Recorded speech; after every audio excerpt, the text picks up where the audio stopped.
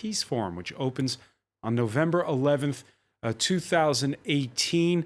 Thank you for being with us. Thanks for having me. November 11th, of course, that'll be the very day that marks the centennial anniversary of the end of World War I. And when you have a summit like the one we're witnessing in Brussels, it's kind of a reminder, isn't it, of what institutions like NATO are all about.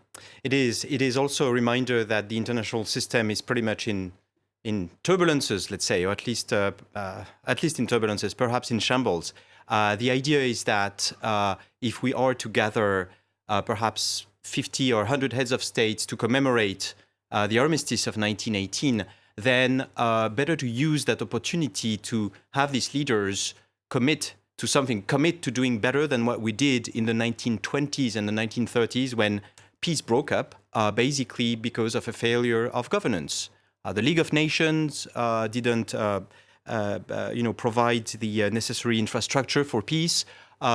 Countries closed themselves off. They reneged on disciplines, etc. And peace broke after 20 years. And then it was World War II. And so the idea of the Paris Peace Forum is precisely to try to do better, to work on global governance, to show that in spite of all these questions asked to traditional institutions, the weakening of cooperation, etc., we can do better. Because since the end of the Cold War, we've lived under what scholars call the Pax Americana, which is the United States has been the superpower for the globe.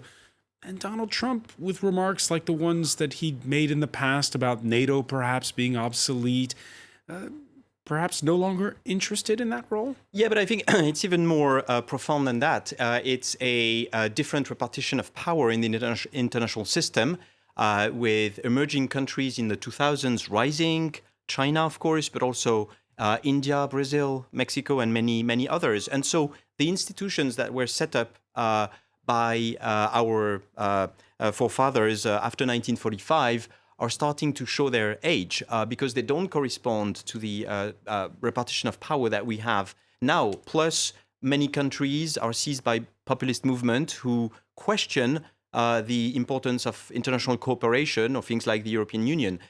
Hence, the necessity of reaffirming that there are some issues, some challenges that we cannot tackle except if we do cooperation, except if on climate change, on migration, on internet governance, we get together and we try to find the right norms, the right mechanisms to tackle these challenges. You're describing what Donald Trump seems to abhor, which is big multilateral institutions where you get all the countries of the world together and you all agree. He prefers more of a one-on-one relationship with nation states.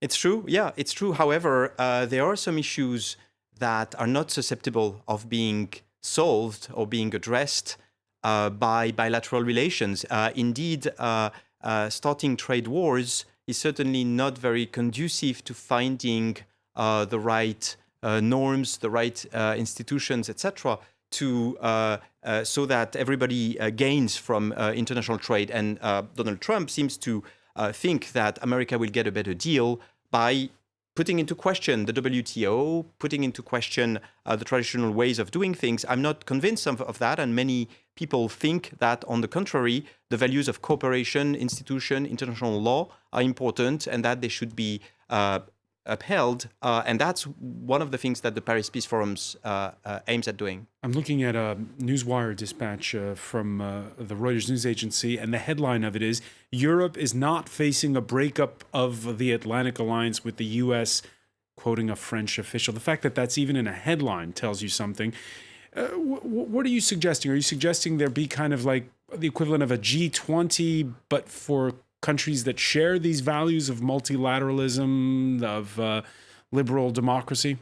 Yeah, it's not even only a question of values and democracy. It's also simply a question of cooperations and rules of the road. That is, what rules of the game do we apply? And for that, we need to get India into the discussion. We need to get China into the discussion. We need to get Latin American countries, African countries, and others. And so that's the name of the game, is to redefine the rules, the multilateral institutions we need. We don't need a world government. That's not the issue. What we need is a dose of cooperation and understanding, including through institutions that allow us to tackle these trans-border challenges. And I'm not sure that the way Mr. Trump is suggesting will be conducive to tackling those. And we'll be talking about it in the France 24 debate. Justin Vaïsse, president of the Paris Peace Forum. Thank you for being with us. Thank you very much.